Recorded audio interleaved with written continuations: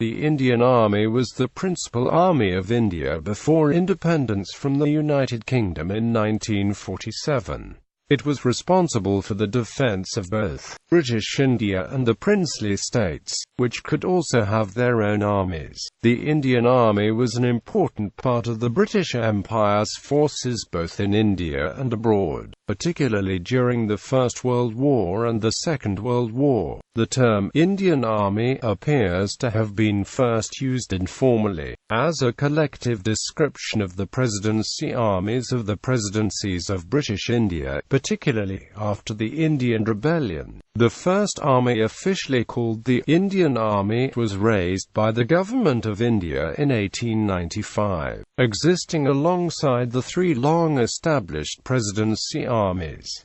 However, in 1903 the Indian Army absorbed these three armies. The Indian Army should not be confused with the Army of India, which was the Indian Army itself plus the British Army in India. Organization. The Indian Army has its origins in the years after the Indian Rebellion of 1857, often called the Indian Mutiny in British histories, when in 1858 the Crown took over direct rule of British India from the East India Company. Before 1858, the precursor units of the Indian Army were units controlled by the company and were paid for by the profits. These operated alongside units of the British Army, funded by the British government in London. The armies of the East India Company were recruited primarily from Muslims in the Bengal Presidency, which consisted of Bengal, Bihar and Uttar Pradesh, and high-caste Hindus recruited primarily from the rural plains of Oudh. Many of these troops took part in the Indian Mutiny, with the aim of reinstating the Mughal Emperor Bahadur Shah II at Delhi, partly as a result of insensitive treatment by the British officers. The meaning of the term Indian Army has changed over time. The officer commanding the Army of India was the Commander-in-Chief in India, who reported to the civilian Governor-General of India. The title was used before the creation of a unified British Indian Army. The first holder was Major General Stringer Lawrence, Indiana, 1748. By the early 1900s the Commander-in-Chief and his staff were based at GHQ India. Indian Army postings were less prestigious than British Army positions, but the pay was significantly greater so that officers could live on the salaries instead of having to have a private income. Accordingly, the vacancies in the Indian Army were much sought after and generally reserved for the higher-placed officer cadets graduating from the Royal Military College, Sandhurst. British officers in the Indian Army were expected to learn to speak the Indian languages of the men, who tended to be recruited from primarily Hindi-speaking areas. Prominent British Indian Army officers included Frederick Roberts, 1st Earl Roberts, William Birdwood, 1st Baron Birdwood, Claude Affleck and William Slim, 1st Viscount Slim. Personnel commissioned officers, British and Indian, held identical ranks to commissioned officers of the British Army. King's commissioned Indian officers, created from the 1920s, held equal powers to British officers. Viceroy's commissioned officers were Indians holding officer ranks. They were treated in almost all respects as commissioned officers but had authority over Indian troops only, and were subordinate to all British King's commissioned officers and KCIOs. They included Sub-Edar Major, Risoldar Major, equivalents to a British Major, Sub-Edar Risoldar equivalents to Captain, and Jamadars equivalent to Lieutenant. Recruitment was entirely voluntary. About 1.3 million men served in the First World War, many on the Western Front and 2.5 million in the Second. Non-commissioned officers included Company Havildar Majors equivalents to a Company Sergeant Major, Company Quartermaster Havildars equivalents to to a company quartermaster sergeant Havildars Daffadars equivalents to a sergeant naker, lance Daffadar equivalents to a British corporal, and lance naker or acting lance Daffadar equivalents to a lance corporal. Soldier ranks included sepoys or soas, equivalent to a British private. British Army ranks such as gunner and sapper were used by other corps. History. In the aftermath of the Indian Mutiny of 1857, also historically known as the Sepoy Mutiny, the three armies of the former Presidencies of the East India Company passed to the British Crown. After the mutiny, recruitment switched to what the British called the martial races, particularly Sikhs, Arwans, Gaggars, and other Punjabi Musalmans, Baloch, Pashtuns, Marathas, Bunts, Nairs, Rajputs, Jadavs, Kumar Onas, Gurkhas, Garhwalas, Mohals, Dogras, Jats and Sainis.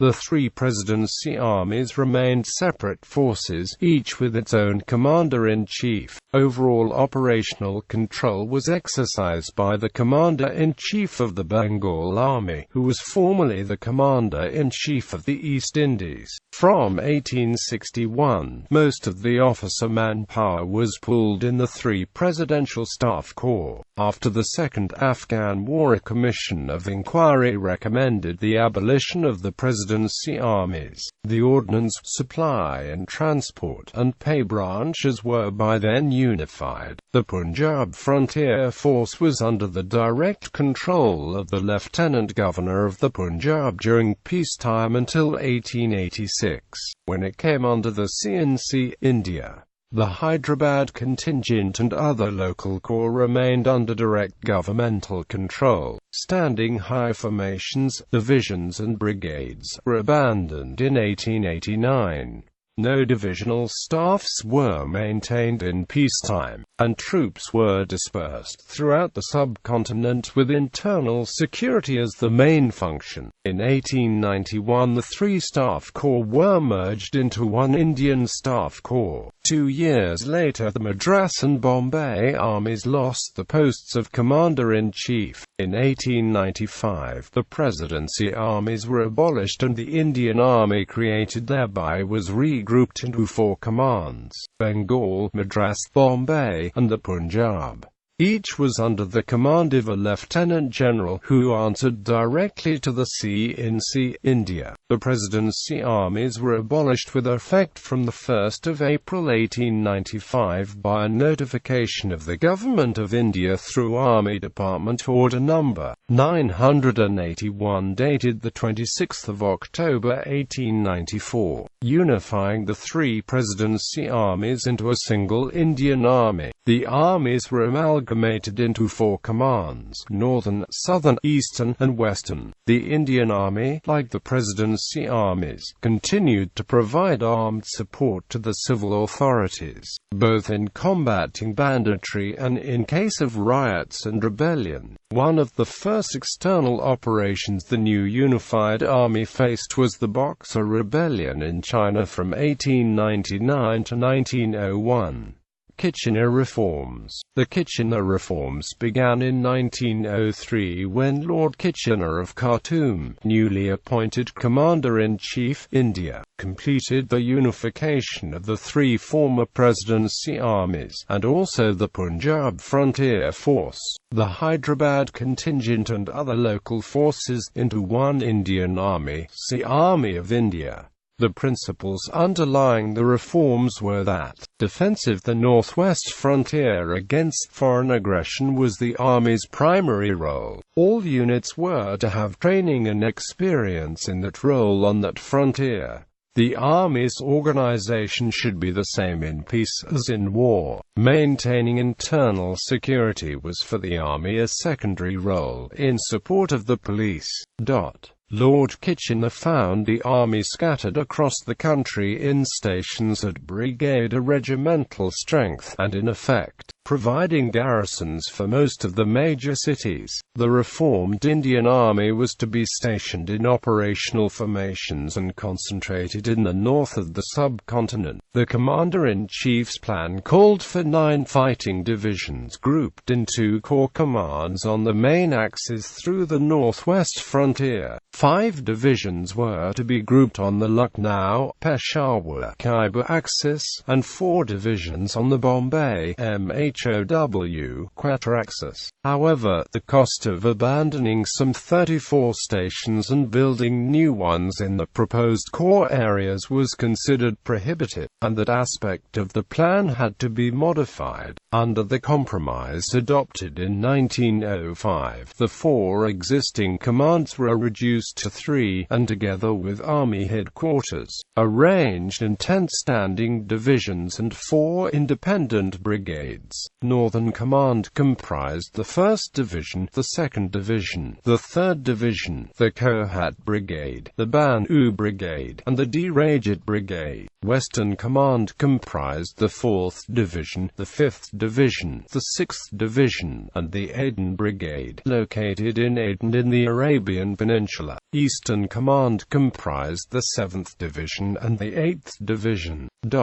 Army headquarters retained the 9th Division and the Burma Division under its direct control. The numbered divisions were organized so that on mobilization they could deploy a complete infantry division, a cavalry brigade, and a number of troops for internal security or local frontier defense. Permanent divisional commands were formed with an establishment of staff officers under a major general. After the reforms ended in 1909, the Indian Army was organized along British lines, although it was always behind in terms of equipment. An Indian Army division consisted of 3 brigades each of 4 battalions. 3 of these battalions were of the Indian Army, and 1 British. The Indian battalions were often segregated, with companies of different tribes, castes or religions. 1.5 million volunteers came forward from the estimated population of 315 million in the Indian subcontinent. Regimental battalions were not permanently allocated to particular divisions or brigades, but instead spent some years in one formation, and were then posted to another elsewhere. This rotating arrangement was intended both to provide all units with experience of active service on the frontier, and to prevent them becoming localized in static regimental stations. In contrast, the divisional locations remained constant, as indicated by the respective titles, renumbering and renaming the regiments. See List of regiments of the Indian Army to emphasize that there was now only one Indian Army, and that all units were to be trained and deployed without regard for the regional origins. The regiments were renumbered into single sequences of cavalry, artillery, infantry of the line, and Gurkha rifles. Regimental designations were altered to remove all references to the former presidential armies, where appropriate subsidiary titles recalling other identifying details were adopted. Thus the 2nd Bengal Lancers became the 2nd Lancers. The new order began with the Bengal regiments, followed by the Punjab Frontier Force, then the regiments of Madras, the Hyderabad contingent, and Bombay. Wherever possible, a significant digit was retained in the new number. Thus the 1st Sikh Infantry became the 51st Sikhs, the 1st Madras Pioneers became the 61st Pioneers, and the 1st Bombay Grenadiers became the 101st Grenadiers. The Gurkha regiments had developed into their own line of rifle regiments since 1861.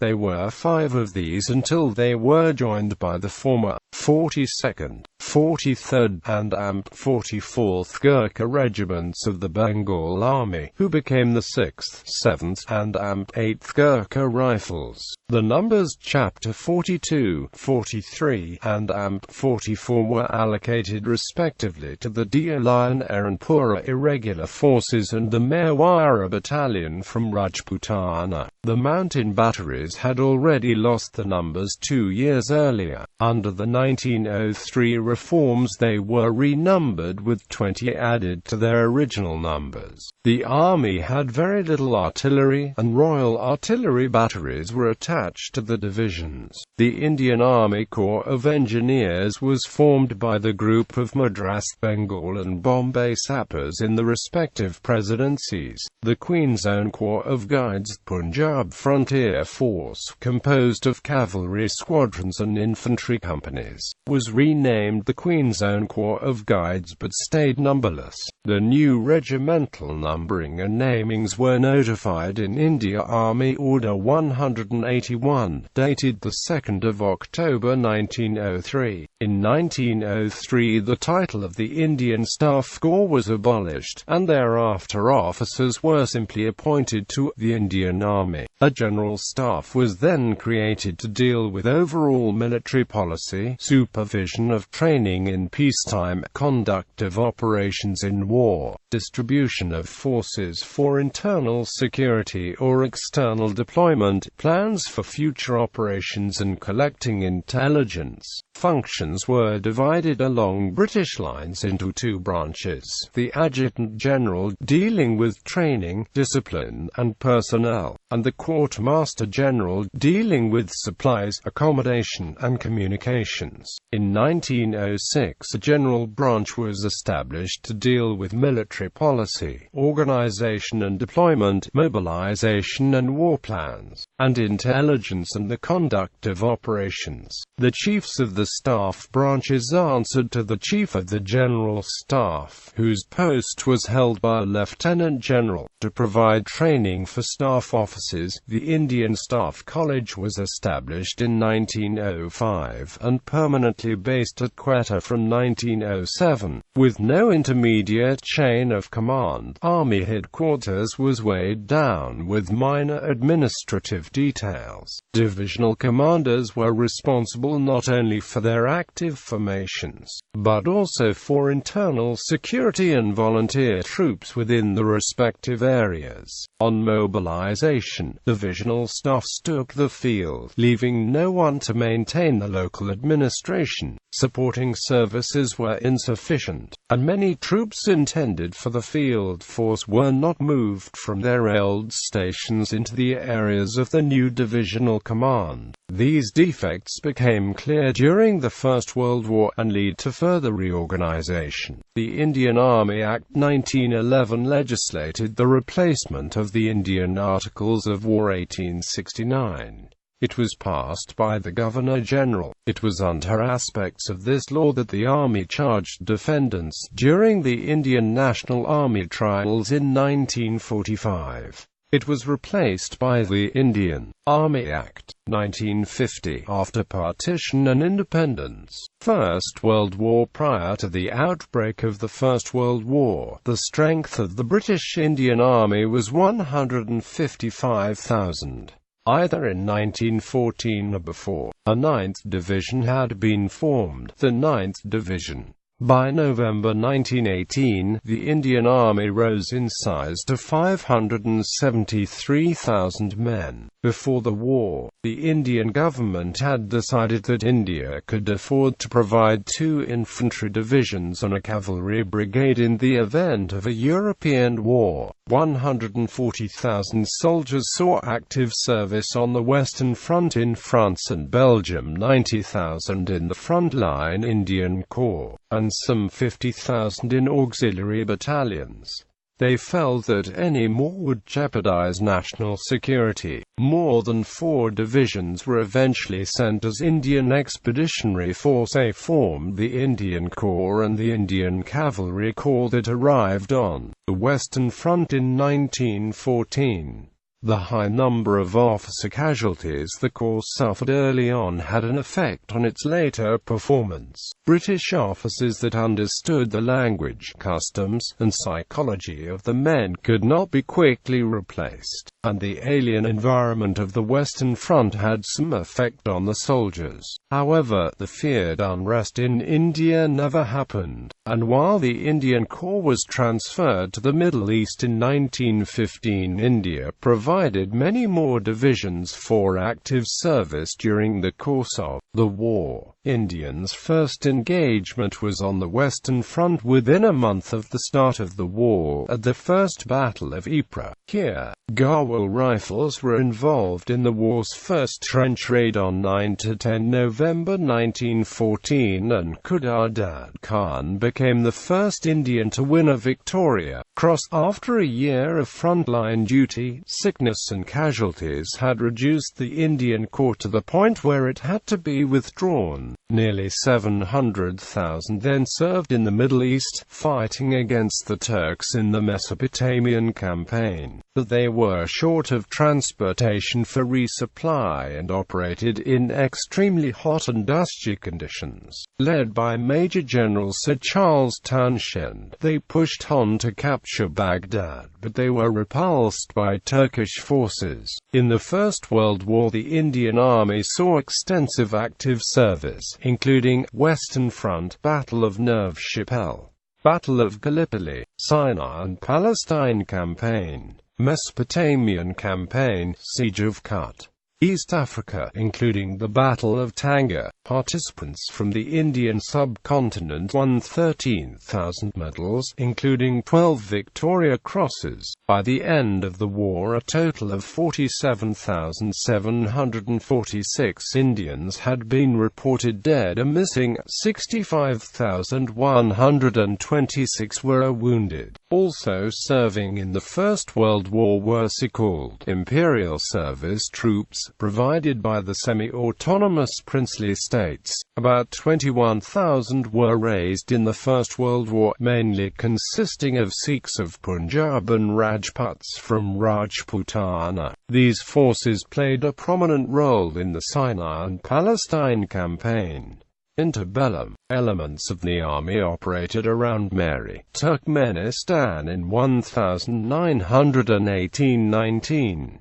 See Malice and Mission, an Entente intervention in the Russian Civil War. The army then took part in the Third Anglo-Afghan War of 1919. In the aftermath of the First World War, the Indian Territorial Force and Auxiliary Force were created in the 1920s. The Indian Territorial Force was a part-time, paid, all-volunteer organization within the Army. Its units were primarily made up of European officers and Indian other ranks. The ITF was created by the Indian Territorial Force Act 1920 to replace the Indian section of the Indian Defence Force. It was an all-volunteer force modelled after the British Territorial Army. The European parallel to the ITF was the Auxiliary Force. After the First World War, the British started the process of Indianization, by which Indians were promoted into higher officer ranks. Indian cadets were sent to study in Great Britain at the Royal Military College, Sandhurst, and were given full commissions as King's Commissioned Indian officers. The KCIOs were equivalent in every way to British commissioned officers and had full authority over British troops. Some KCIOs were attached to British Army units for a part of their careers. In 1922, after experience had shown that the large groups of single battalion regiments were unwieldy, a number of large regiments were created, and numerous cavalry regiments amalgamated.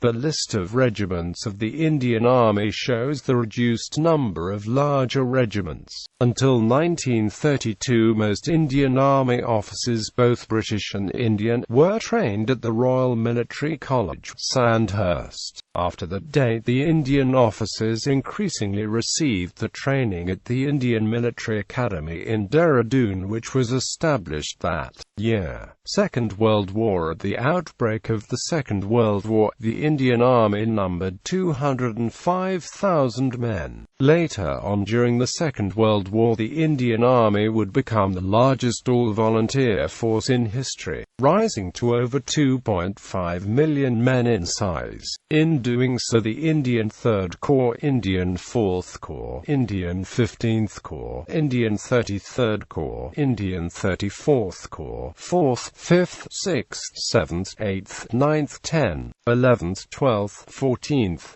17th, 19th, 20th, 21st, and 23rd Indian divisions were formed, as well as other forces. Additionally, 2 armored divisions and an airborne division were created. In matters of administration, weapons, training, and equipment, the Indian Army had considerable independence. For example, prior to the war, the Indian Army adopted the Vickers-Berthier light machine gun instead of the Bren gun of the British Army, while continuing to manufacture and issue the older SAMLE No. 1 Mk3 rifle during the Second World War, instead of the Lee-Enfield No. 4 Mki issued to the British Army from the middle of the war.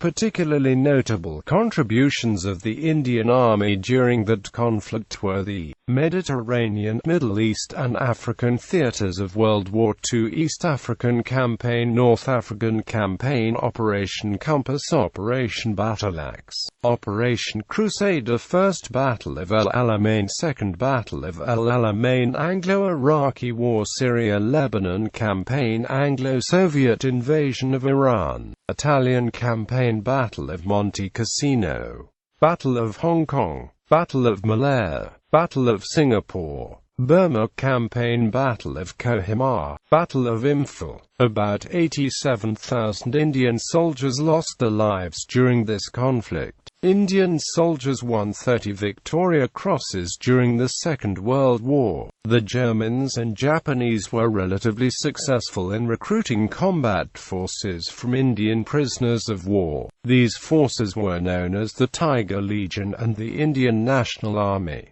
Indian nationalist leader Subhas Chandra Bose led the 40,000-strong INA. From a total of about 55,000 Indians taken prisoner in Malaya and Singapore in February 1942, about 30,000 joined the INA, which fought Allied forces in the Burma campaign.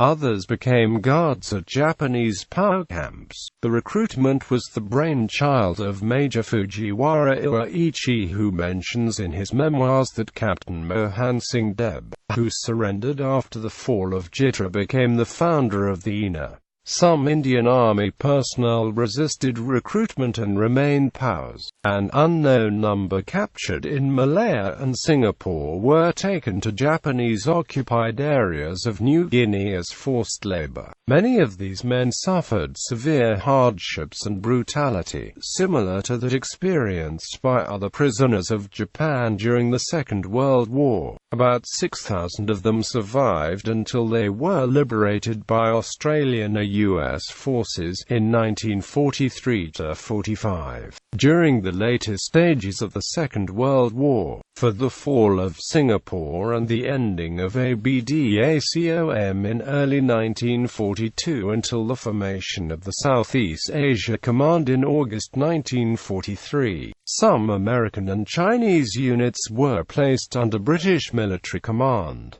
Post-Second World War, as a result of the partition of India in 1947, the formations, units, assets, and indigenous personnel of the Indian Army were divided, with 2/3 of the assets being retained by the Dominion of India and 1/3 going to the new Dominion of Pakistan. 4 Gurkha regiments were transferred from the former Indian Army to the British Army, forming its Brigade of Gurkhas and departing for a new station in Malaya. British Army units stationed in India returned to the United Kingdom or were posted to other stations outside India and Pakistan. During the transition period after partition, headquarters British troops in India, under then Major General Lashmar Whistler, controlled the departing British units. The last British unit, 1st Battalion, Somerset Light Infantry, left on February 28, 1948. Equipment from most British units was retained by the Indian Army, as only a single infantry division, the 7th Indian Infantry Division, had been stationed in Pakistan before partition. Most of the remainder of the Indian Army's Muslim personnel proceeded to join the newly created Pakistan Army. Due to a shortage of experienced officers, several hundred British officers remained in Pakistan on contract until the early 1950s.